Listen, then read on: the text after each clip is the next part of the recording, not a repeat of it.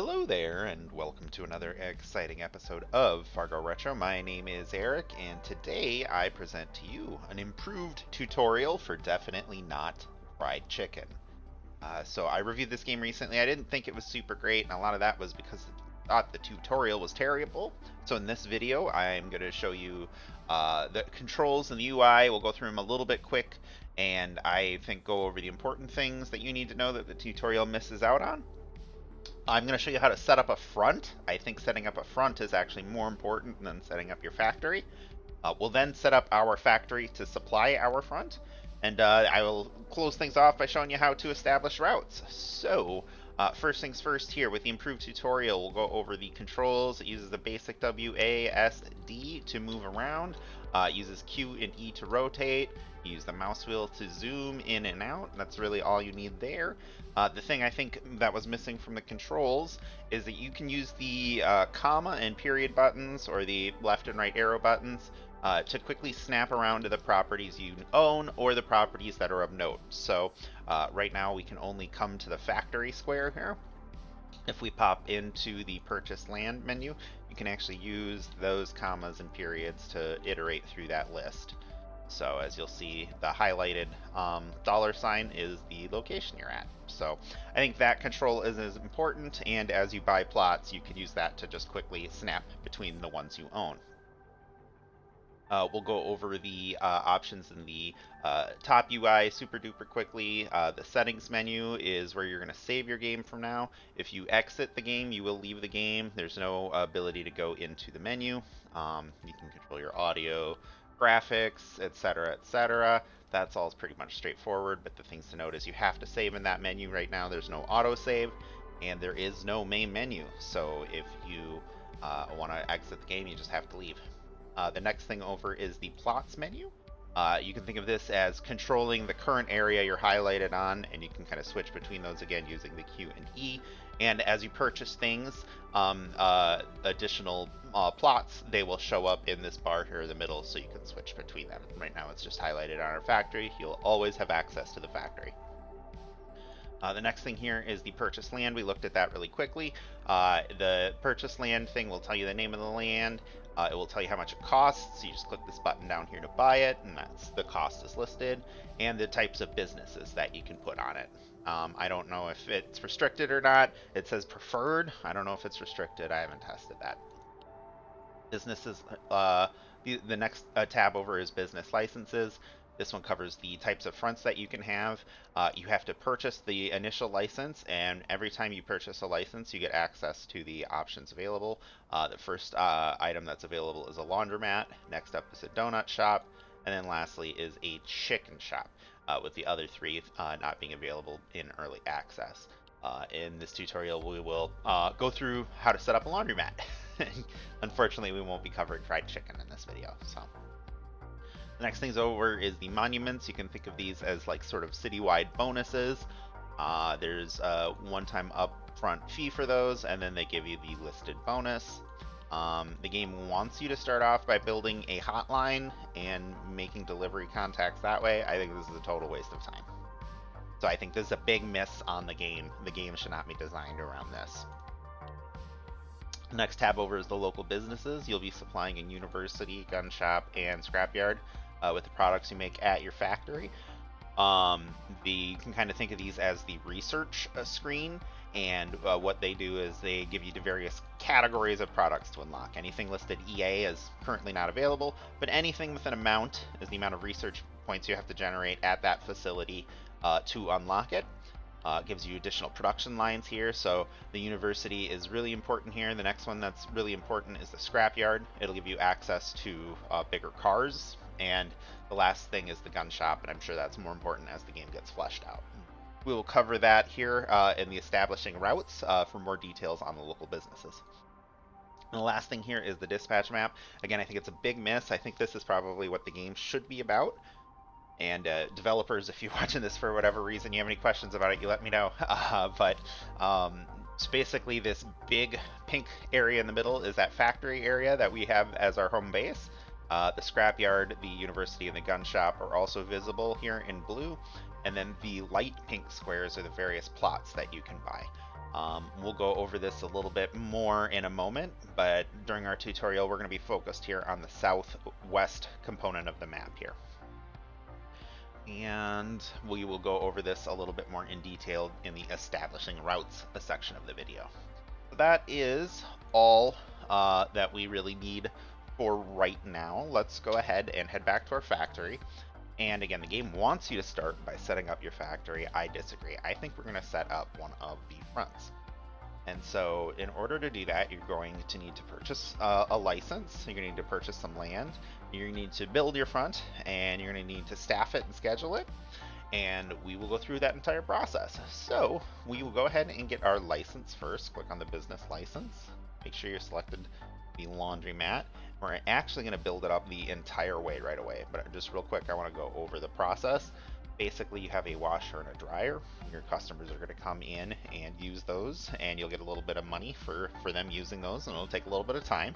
You can also establish a counter that your guy is going to work behind. The workers are going to have a register in order to interact with the customer. And then this detergent, you can place it behind the shelf, and you can sell it to the customers. And then this bench, you can give it to the customers to set. Go ahead and get our first level there. The next level gives us a little bit better washer and dryer. It gives us a magazine stand for our customers. We'll go ahead and purchase that one for 4,000. And the next one here gives us the fast washing machine, fast dryer, and a gumball machine for $5,000.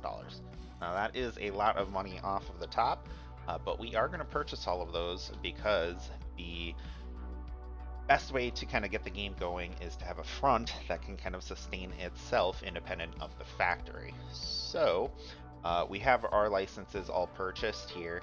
We've got it teched up all the way. We can have the best laundromat that we could possibly build. Let's go ahead and pick out some land. So I'm going to go ahead and click that purchase land, and you can check around if you want here. Again, if you're watching this, developers, this area could be improved a little bit. It would be nice to see where these locations are on the map as you're tabbing through them. It's hard to really realize where things are equidistant to your factory. There are a couple I've already looked at here. Oak Lane is one of them, and Palm Drive is the other. I think both of these locations, if you want to look at them at the map, are just near these sort of skinnier triangles near the scrapyard. I think both of those are good locations to start out with. It's relatively close to your base, and really when you're distributing the stuff from your factory, you want to make it as quick a trip as possible. So we are going to go ahead and purchase Oak Lane. So Oak Lane here, you can see it wants a laundromat. It only costs $3,000. Let's go. So we spent about 15 grand so far out of our starting 40 grand. But we have the space for front, we have the space for a factory. So here is our new vacant lot. And if you remember, you can use the period and comma to switch between your factory and the land that you control. There's a couple things you have to do to set up a lot. The first thing you have to do is get it zoned. So if you press this button here, it'll let you pick which type of business you want to set up here. I'm going to go ahead and set up a laundromat. And now we can start building. If you click over here, the building menu here lets you select actual buildings and facilities that customers and employees will use. The next tab is landscaping for prettying things up. I bet as the game develops, this will become more important, but as it stands right now, it's really not required. The employees tab is where you hire people, where you give them schedules and tasks. The stats will let you know how your business is running, and then this last button here will open and close the shop. My understanding is you can't change the business once it's established. I've never tried. So in order to set up a laundromat, we're going to need a laundromat room. We're going to need at least one washer and one dryer. We're going to need at least one register and counter space. We'll also want to provide a storage room to store some of our product, and we'll want to make sure we have a customer toilet for our customers. Right now, we're going to just focus on setting up what I call MVP, or minimum viable production building, and so we're going to omit any staff facilities. So normally you could set up a staff restroom or staff break room. We'll just skip that for now, but we are going to build the space so that stuff is available. In order to set up our facilities here, you have to set up some tiles for them. So select the room you want to use. I'm going to do the laundromat. Then select this tile here. The green arrow means you're placing, and then the red X means you are deleting. And then the white box is highlighting the one you're currently on. Go ahead and select that one, and we'll go ahead and draw out a space. So I'm doing one that's 3, 4, 5, 6, 7, 8. Do 8 in a square like that, and then we'll rotate it, and we'll do another 8 down. 2, 3, 4, 5, 6, 7, 8. Boom, got a nice big laundromat going on. We'll want to go ahead and put a door on that. So if you come over to the left, you'll have different categories of items that you can select through. We'll select the door option. We'll give it a door, and I'm going to give the door 2, 4, 6, 8. Maybe I'm not going to get the door. Oh, 2, 4, 6, 8. That's about right. I don't know why it's not letting me place it at that angle.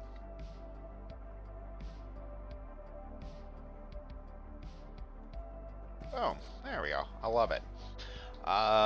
So the next things we're going to want to set up here is we're going to want to set up some washers and dryers. And the reason we teched up all the way is so we can get access to the fast washer and the fast dryer. And the reason we do this, they are a little bit more expensive than the regular washer and dryers. But the reason we do it is because it A, processes a lot quicker, and then B, you make more money when the customer is doing it, and that's really the key to surviving in the very early game. So we'll go ahead and set up our dryers. Let's do, and then press R to rotate anything you want to set down. Something like that. We'll have a whole wall over there. And we'll put up a bench. And you can see the bench kind of is favoring one side, so the side that's open is where the customers will sit. Something like that. Give them their gumball, give them the magazine, and we will set up our counter. So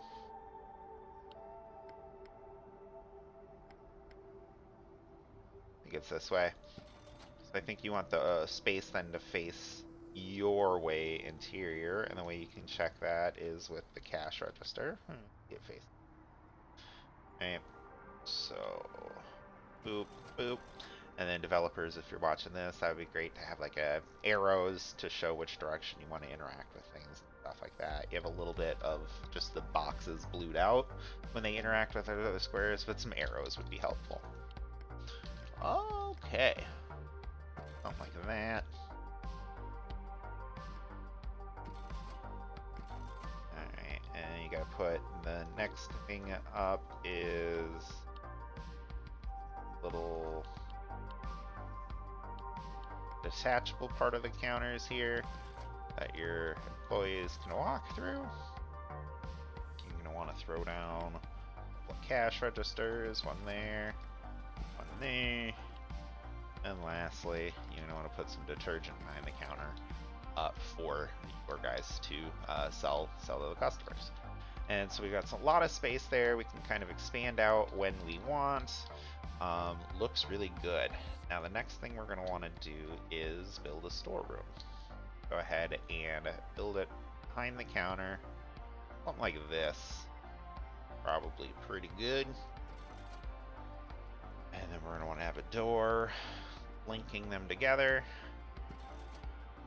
And we're going to, really there's only one thing you're going to want to put in your storeroom, and that is some shelving. You don't need a lot right away, so I would just recommend 2 to save money. And so now we have space for the laundromat. We have a space for any products we're going to receive during the course of the day. The last thing we need to do is set up our customer toilet. And so, on the customer toilet button, do the same thing we've done. I don't know, something like that. Looks pretty good. We'll put the door here. And the facilities it's going to have are the restroom, a sink, and a hand washer. Perfect. So, we've got our minimum viable product set up. We're going to skip out on the staff area for now, but we do have space to build that if we want. We can also expand out the laundromat if we want here. We've got a little bit of area for growth. Any products we're going to receive are going to come in here on this side in this little parking area that's brought out here. That's kind of why we built the door here. So our guys will stand here, service customers, get the product from this area, and then go put it in the staff room back here, and then that's where they're going to interact with the customer base. So that all looks pretty good. We're going to move on to setting up our schedules for this front here, and I recommend using this for any of the fronts that you're going to set up that are going to be for not using any breaks. You can change the scheduling once you are ready to build some break rooms and everything like that. This is going to work for the early game here for you. So we'll go back to the plots menu, click on employees, and we're actually going to set up our schedules first before we hire anyone. So let's go ahead and add. So you click on the schedule button here. You can also select your tasks and the rooms that people are going to work in. I'm going to skip rooms entirely. That's for things I think a little bit later in the game, once you get a little bit more familiar with it. But schedules and tasks you do want to have an understanding of. I leave the 0 schedule here, but I don't assign anybody to it. And we're going to expand 1, 2, 3. And so these are going to be the three actual shifts that we want people assigned to. There's 3 states that you can assign people to. They can be on break here when there's a red TV. They can be working when there's a brown box, or they can be at home while there is a green sleep. And when you're doing a no break setup, you basically only want to have people working or at home. So if you look here in the upper left hand corner, our laundromat is open from 6 a.m. to 7 through 7 p.m. So it's really 8 p.m. So we have about 14 hours of business we want to cover. So that's going to be 2 shifts of 7 hours. And then we'll also eventually have an overnight guy to handle packages and deliveries, that kind of thing. So basically, what we're going to want to do is we'll just set up our first 7-hour shift. 2, 3, 4, 5, 6, 7. We'll move over to the next guy here. 1, 2, 3, 4, 5, 6, 7. And that'll take us to 8 o'clock where the day will be done. See? Easy peasy. Our first guy, we can just send him home the rest of the day once he's worked his 7 hours in a nice long, fun 7-hour burst. And what you're going to want to do here is actually set him up to come in on break, quote unquote, for his first hour of his shift. That way they're here at 6 when the door is open. And yeah, so it's technically this guy's working an 8-hour day. The first hour he just gets to hang out and do nothing. It doesn't sound too terrible. We'll do the same thing here to employee number 2. Just fly through that quick. And again, he wants to come in at noon, the hour before his shift. And then at 8 p.m. this guy gets to go home.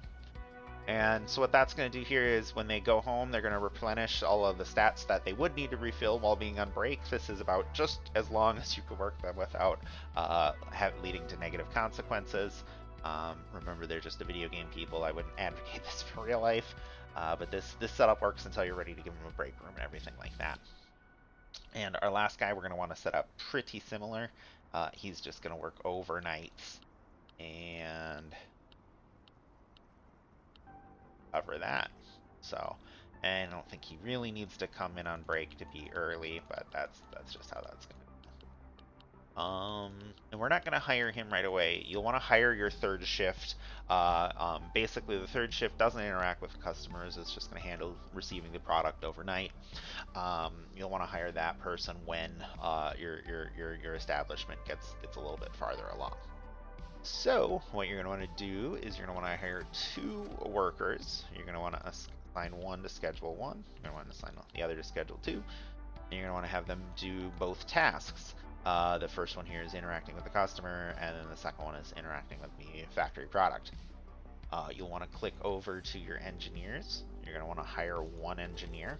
You're going to want to put them on one of the schedules, and you want to click on the cleaners. You want to hire two and put them on schedule 1 and then schedule 2 respectively. If you look over here at our laundromat now, it actually has 4 stars on it. So basically you get, if you beat these different achievements or whatever, it'll improve the quality of your business, and that'll change the maximum number of customers you can interact with at any given time. So once this ticks over, I think this is going to tick up to either 8 or 10. Basically, we've achieved that by having the top license, having a cleaner all day long. We have a customer toilet, and we have all of our products available to the customer who wants it. So we're basically a 4-star laundromat right off the bat. So the hope is with this build here that you're going to be able to have this run not losing money every day until you have your product available. That is really the goal. Because if you kind of start the way the game intends, by starting up with a small front and little simple one or whatever, it's going to lose money. It's going to be really hard to supply right away, and yeah, it kind of traps you. I think it's kind of a newbie trap. So focus on building this up pretty well, and then put your resources into your factory. So yeah, so that is good here. Let's check our map here. Again, the Oak Lane is just on this thoroughfare here, right in front of our factory. So that is going to be the side on the south side of our factory. That is going to be the side that we're going to want to get set up on. So next thing, we are going to move into setting up our actual front to, factory to supply our front. In order to start expanding your factory, you want to click on the plots menu, and then there's this sale button over here. So the sale button is like a micro plots level thing. You can buy the different subsections of this part where your factory is. I recommend actually starting over here where there's already a road. You don't have to mess with that at all. And you get your first 2 plots free. So go ahead and click that one. And you could pick one on either side of the road. I'll just pick this one. So basically for each one of these plots you're allowed 2 workers. That's the limitation there. And then each plot costs a fair amount of money. So if you look here, we're at about 12 grand or so. You should be somewhere between 10 and 14 or so, depending on how luxurious you wanted to make your MVP front. But this should be enough to get everything going with the game. So you can go ahead and close this factory thing here. Go ahead and click the plots menu, and a lot of these are going to be the same as at the front, with the exception of this road. You can spend money to change your internal road structure if you need to change how things are distributed. So part of the reason I selected the spots I chose is so you don't have to spend any money. We will go ahead and look at the types of rooms we have available to us. So just like in the previous location, you have a break room, you have a bathroom, but what's different here is you have a kitchen and a bedroom. So the workers that you hire for your factory don't leave, and you have to provide all available resources for them here on site.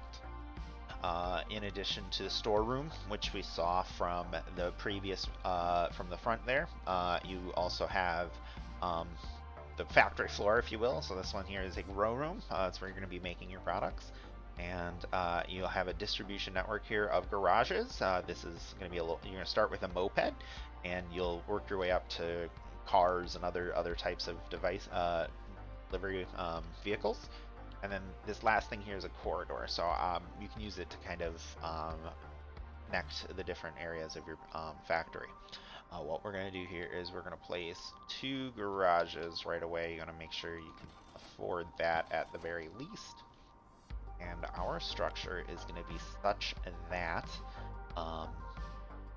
we're going to try and have as much of our factory here on this left side. There is some space over here on the right side that you can use as well. But I like to have everything kind of go through the storeroom, just for the idea of it being kind of like a receiving hall, if you will. Don't want people doing untoward things here at your factory, so in the game will kind of show you what I mean there. So I kind of use it so that there's one door on the factory side to kind of control access, who gets in and who gets out, I guess is what I meant there. So I have a nice kind of 6x5 square. We'll do the same thing here with the grow room. And then on this side, I typically put a staff room about that size and a kitchen about that size there. We'll want to go up here, go ahead and do the restroom. Let the restroom be about half face of the north, and the bedroom fill up the space there. If we have the money, we'll expand the garages there. But this is kind of the minimum viable product I've found for this. What you can do is you want to control the access. A lot of people don't realize you can actually build onto the street, which is cool. I like that a lot. I'm going to put that right there. We'll have a door there. We will have a door here. And we will have a door there. So it'll kind of control the flow of the main factory. Otherwise, we'll have a door here and then into the bedroom. Alright, so that kind of controls all of the flow. Let's go ahead and establish our storeroom. The storeroom's pretty simple to set up right away. It only has two things, the shelf we've already seen, and then this boxing station for packaging up your product. Go ahead and build one of those there. Build a couple of shelves there. You want to make sure the shelves are easy right by the doors so people can come in and come out and get those. That was easy peasy. That's all you need to do for that for your MVP. Next we'll click on the grow room. This is a little bit more complex here and deserves its own video. The tutorial I don't think does a great job of getting you set up for the beginning of the game.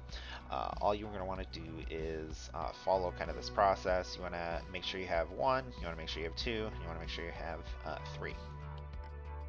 So this is going to be your grow bed. Let's make, say, 5 of those.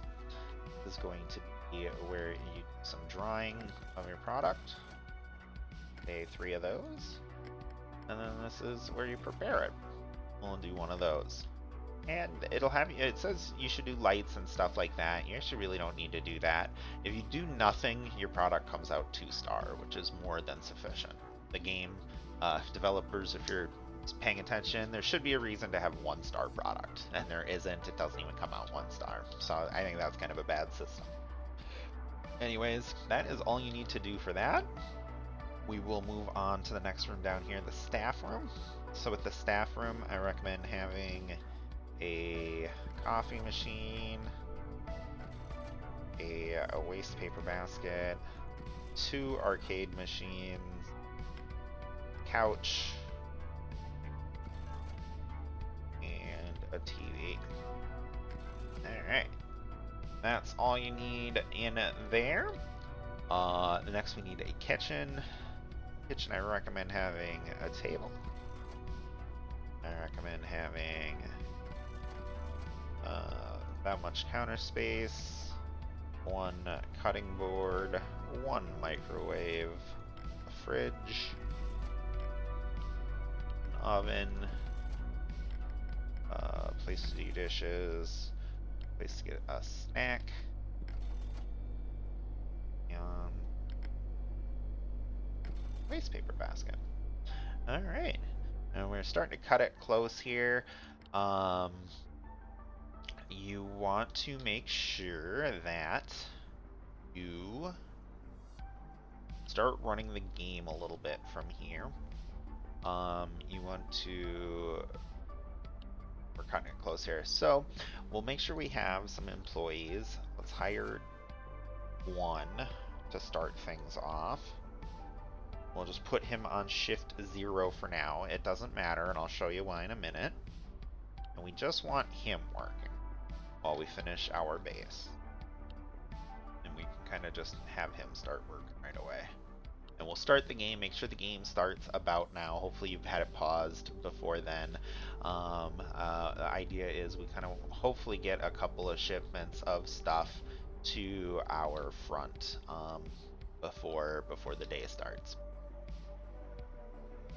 So we're gonna finish up real quick here before moving on. We're gonna go to our bathroom. I'm just going to make this compact, but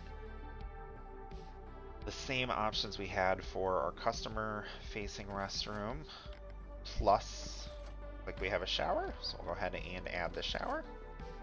And then last thing here, bath bedroom. So go ahead and put 2 beds down, and I think the lockers are just for show, but that is okay.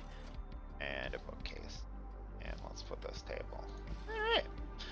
So we've got about $2,300 for our operating costs while we get started.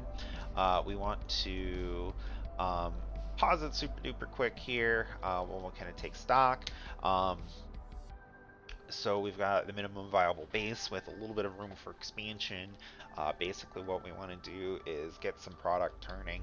Our guy here is going to spend some time in the grow bread bringing it up.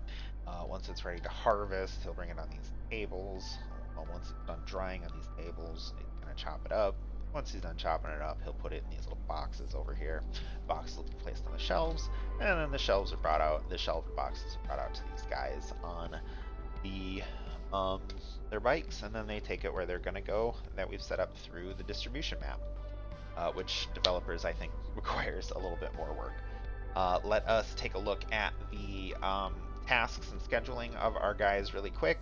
The tasks are a little bit more expansive here on the factory side of things.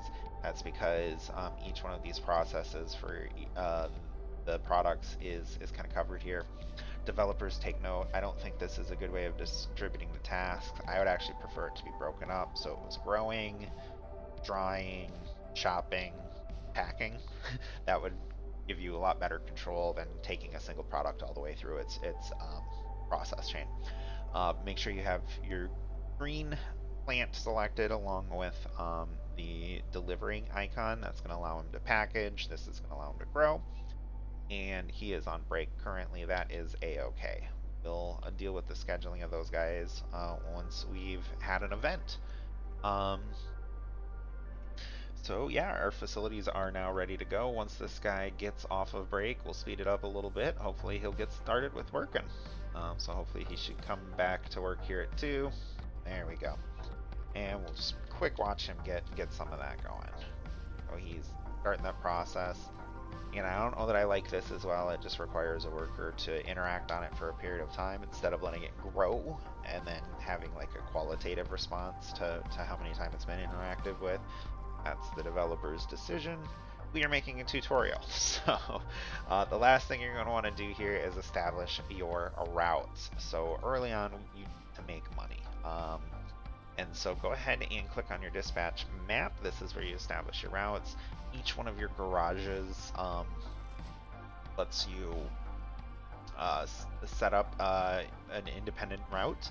As you'll see, the Oak Lane now has a little laundromat here that kind of represents our business. Right now, we want to make sure both of our lines are going to Oak Lane. The most important thing you can do, the most limiting factor in the game, is money in the beginning of the game. So the sooner you can make a little bit of money, the better. The best way to make money in the early game is selling your products at a front. The game wants you to chase the sales. They're not a good way to go. If you look now, the monuments would have cost $5,000.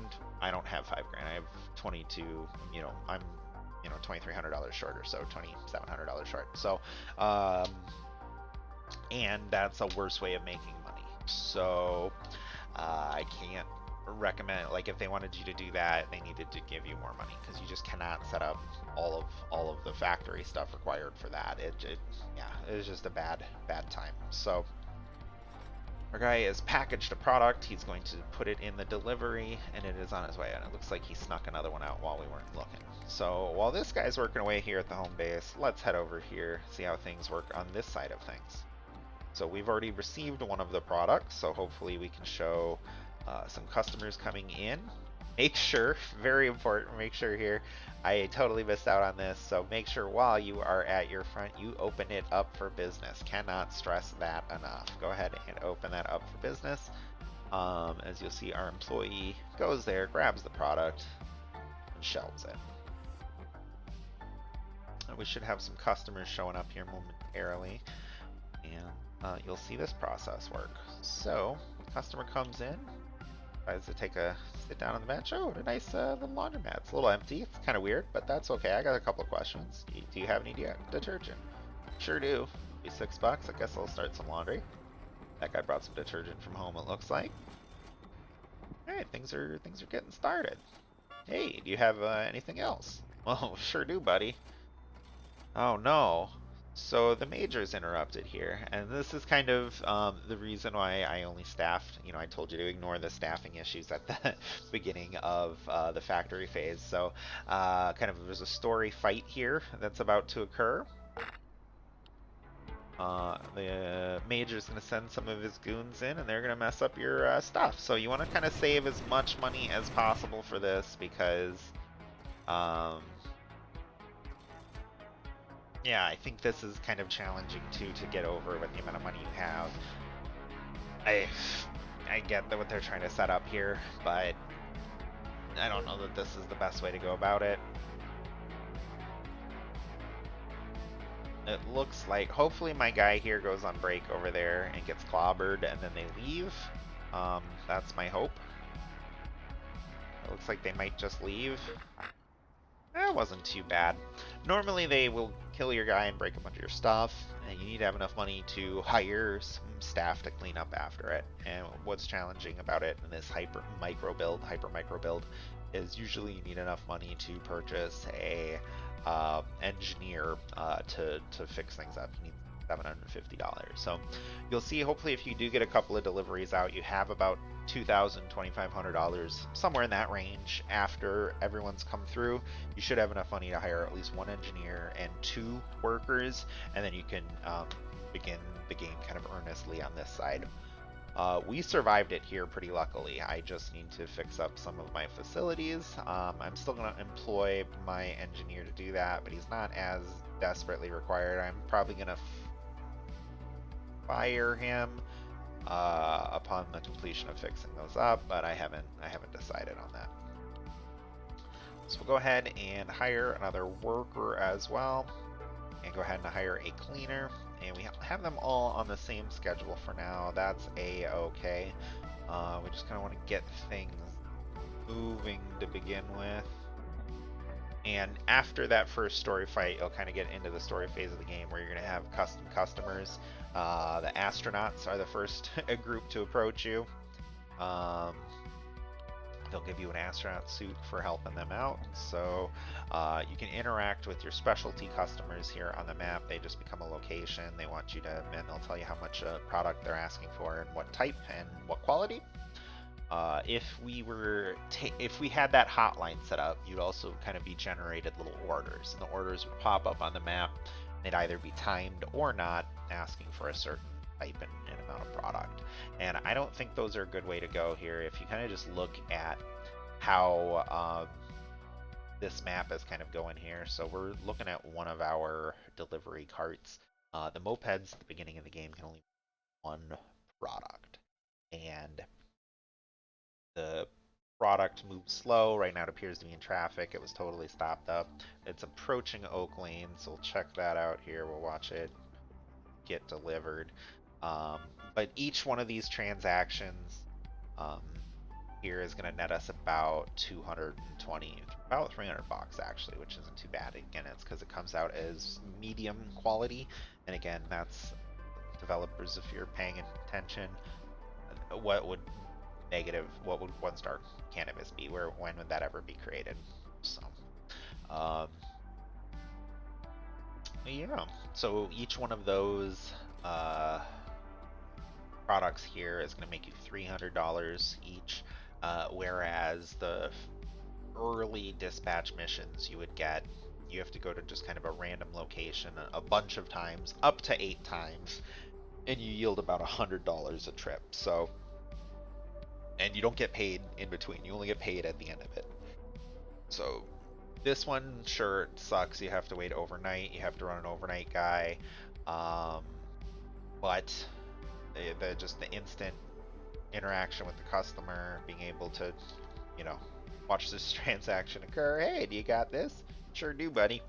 And then each box that you monetize, you get that money right away. You don't have to wait for a package of them to be delivered. So I think that is the best way to go in the early game. As you'll see, we're losing money. We're not quite positive yet, but that is just because we are not getting our current customers here. We're getting the 1-star customers. At the end of the day, we'll kind of refresh. We'll be a 4-star place. Hopefully, we'll have some money for having some guys come in overnight. We're actually going to hire our overnight person now.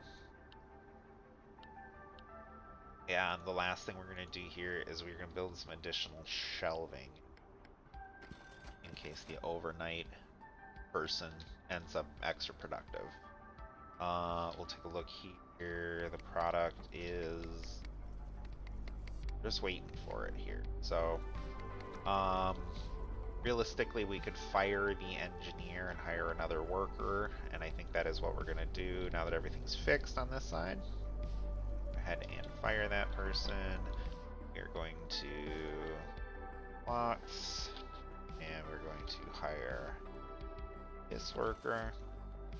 And we're gonna finish things up here with our first day in the illicit trade. So we want to kind of optimize our scheduling here, and we want to make sure that this production chain is running efficiently. While you still have a little bit of money left, if you've got it, you can actually give guys little grow glovies. I can afford 2 now, so I'm gonna burn my last little bit of money, and we're gonna start going negative, but that's a-okay. I will just kind of speed this up while this is going. And great. So yeah, again, the process is to grow. They have to interact a certain amount of times here. Once this little thing pops up, that means it's ready to harvest. They'll go ahead and harvest it when they're not on break.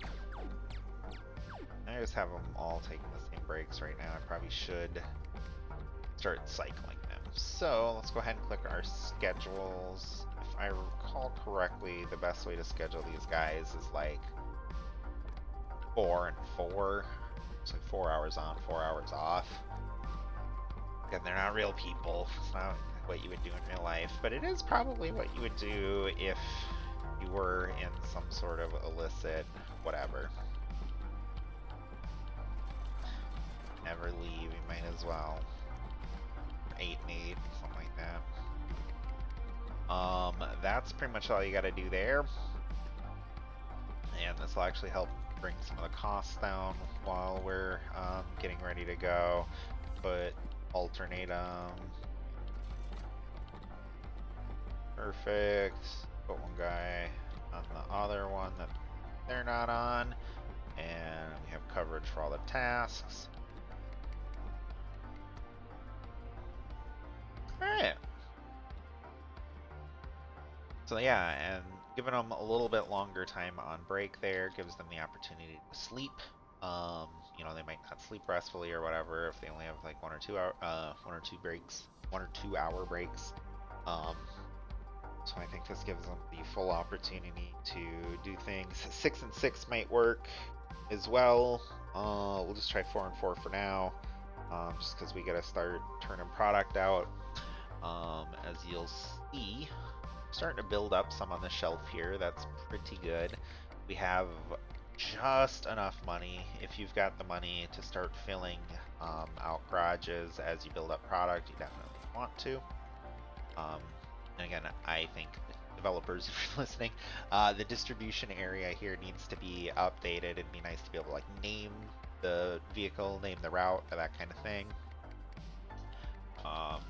Just trying to build up product at the front. Purchase. Got 6 there now. go ahead and click for, hopefully we get this up to 8 for tomorrow, 8 or 10 or whatever it comes up to.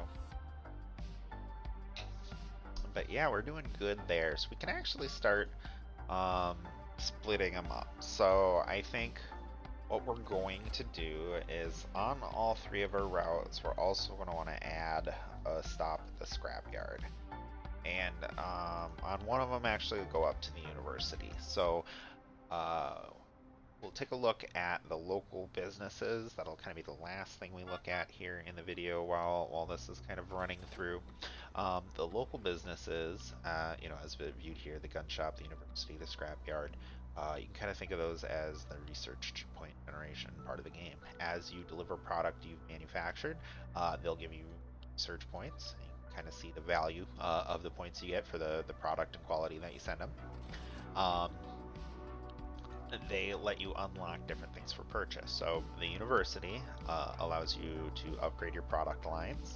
It lets you expand into new product lines. And right now, only the first thing of the second product line is available. And then it also lets you buy equipment that upgrades your guys at the factory. So this stuff is pretty worth getting. The first thing a lot of people want to focus on are getting the upgraded product lines. Basically, this gives you another product people will ask for, and it gets you more money, and it doesn't really require a ton more work to get out. You can also automate some of the process as well. Automate the cutting, the processing, and automate the drying process. You can also get into the other product here. I think it was required to get into the game because the game is based on Breaking Bad, chicken motif, all of that. So that's kind of where that comes from. So the next thing over is the gun shop. I really don't think this is needed in the current version of the game. I haven't, beyond that first, I've probably played 8, 10, 12 hours of the game now, and beyond that first attack, I've never seen another attack. That being said, in my game that's gone the farthest along, I have gotten a message from the Major, and that was fairly menacing. So I don't know if he was about to send another thing at my factory. If so, I would just let him blow everything up, and then I would just, hire new people. So I think this can really be skipped for now. And then the last thing is the scrapyard. So if you look here, the scrapyard has access to vehicles, has access to area of effect emitters, some boxing equipment for your storeroom, and additional doors. Really what you're looking for here is this car garage. So it's more expensive to build, more expensive to run. Ooh boy, look at this place. It's blowing up. So this is exactly what we want to see here. Not to get distracted, but yeah, we have 8 customers at a time now. So the hope is we can start cycling through our product a little bit quicker. It looks like we got a lot of people at the laundromat. She wanted a more premium product, but we'll settle for what we've got available. And yeah, again, we were, 2,500 is where we kind of set out in our steady state. We got down as low as basically 0, and we were starting to make money. It's kind of in the morning here, so yeah, I think we've got a viable little business empire. We should be up to 1,500 or so by the end of the day, I would think. Yeah, and once you're feeling comfortable, I recommend double staffing during the day hour shift, getting up to 5 employees. Sort of kind of in that core group, your 3 overnights, and well, I guess it's 6, so you're 3. Well, we'll look at it in a minute here. I guess it's 5 workers, and then you want 2 of each of the port employees on shift each time. We will look at it in a minute here. I'm just taking it all in. I'm really enjoying this here. I'm glad this worked out so quickly. I need to get back on track. We were looking at the local businesses. So the car is important. Again, it gives you 4 slots compared to the 1. It really kicks off your distribution. Again, the thing you're usually waiting for the most is just delivery. We offer some AoE emitters. We're not really involved in that right now, but in the factory, there are reasons to have emitters. They improve the quality of the products, and they cost some money and some upkeep. The boxing station I think it just lets two people work at it and size one, and I think these are more secure doors and walls and stuff. So for really building up your defensive component of your factory. Um, yeah, so we are running a pretty successful laundromat here, and with this product, hey, you got this fire? No, but we got the mid. Oh, okay, cool. What does this guy want? Hey, what you got? You got the laundry? Oh, we got the detergent right there for you, bud. Oh, you eating detergent? I got you. Got you. So, we're gonna get up to about $2,000 or so at the end of the day. That is wonderful. And I think it would be profitable just on the laundering. Would at least be treading water, but the sales help with and everything forward. So yeah, I hope I've demonstrated that you can get a minimally viable product built right away. You can develop your front and your factory at the same time without having to focus on the deliveries.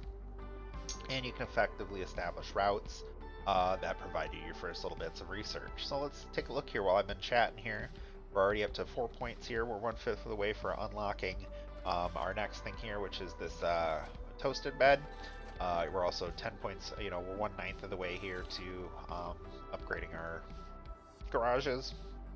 Taking a look at our factory, we kind of get an idea of we're just treading water here on the product. So we probably don't need another garage.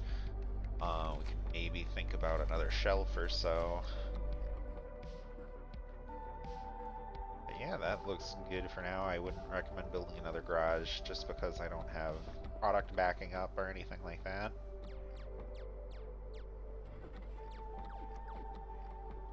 Oh, I think that is a kind of a good place to leave it at our tutorial. So what I wanted to show you is that you can get set up in this game here, that the in-game tutorial was not really that great. If it were kind of more oriented, I think the game isn't quite sure what it wants to be. I think the game needs to, if it wants to lead into the definitely not fried chicken, it needs to kind of focus on working your way up the actual front management side of the game. Again, I've shown here that there's no reason to work your way up the laundromat scale. Similar to why there's no level 1 green plant. Like, there's no reason for it in the game. There's no level 1. There's no reason for level 1 front, functionally. So you really shouldn't have those as traps for new players. The tutorial's kind of a trap. Some of the early game is kind of a trap, and I think it's because there's not a lot of depth to the game. If you want to improve the game, you've got to focus on this dispatch map. You've got to make this dispatch game more interesting, because that's really the heart of the game. Once you get past the actual building, you think it's in the factories and the setups, but this is essentially, it becomes like an idler. And then the game just becomes about trying to efficiently manage how long it takes, how much product can you bring in the shortest amount of time. Is really what the game becomes about. And if you want to focus on the hotline stuff, which it seems like you do, there's really no reason to even engage in that, at least initially. And engaging it in the first couple times I played the game has resulted in frustration, because I wasn't making any money whatsoever. So until I developed this strategy here, I was really frustrated with the game. I'm still not necessarily a big fan of the game. This is not a ringing endorsement of the game. I'm not saying you should buy it at this price at this time, but for the people who do choose to buy the game, I think that this is a fun way to play it. As you'll see here, the business is starting to come apart here. I think it's a good time for me, if I want to keep this game going, to fill out my staff. We're going to hire an engineer for shift 2. We've got our cleaners both on board here, and we're going to hire 2 more workers, 1 more for each shift. We'll have it so that they do all of their tasks, and then our laundromat is basically complete. I shouldn't really need to take another look at it, maybe fill in some more shelves if I want, purely for fun. If the demand gets there, I can build a staff room, staff bathroom, add some shifts, add some breaks, but I don't really see a reason to do that here. If you open up the business hours of the laundromat, maybe then that's kind of a reason to do it. But yeah, that is my overview there. Overview of the factory is, yeah, I think this is a kind of a good micro factory. It took a while to get to this. I think in a lot of games you want to build bigger. It doesn't, game doesn't do a good job of showing that people will exist in space. If you know they can walk through it, a lot of games you want to leave like a corridor in between the placement of the items. You know, if they have like an area they bite into, like an area zone of control or whatever. In this game, it doesn't seem like that's the case. Even if there's zone of control, you can kind of move through it freely. For example, there's a zone of control here, but you can move through it freely, but you can't place stuff there. I can think I can place 2 shelves where their zone of control is touching, and you'd be able to access both sides of it. To me, that doesn't make sense. I think if you wanted to have people play the game you intended to do it, to provide them more money at the start of the game, and I think if you did that, the game might not be challenging. So I see why you haven't done that, just because there's not a lot of stuff here. I looked at your first set of updates as well. It doesn't look super promising to me. I think that, again, the focus isn't necessarily on things that improve the early game. I think improving the early game is going to be the best way to keep people coming back to this game. Yeah, I think that's about all I can say without just dragging the video out so it hits an hour. So we'll maybe think about just calling this 1 hour tutorial or approved tutorial or something like that. But my name is Eric. This has been Fargo Retro presents the approved tutorial for Definitely Not Fried Chicken. I hope this little quick 1 hour overview gets you on the way of running your own criminal enterprise and or legitimate laundromat. We will see you on the next one, and we'll just enjoy a little business transactions here while we wait. Thanks for watching. Hopefully we'll see you on the next one. Take care, everybody.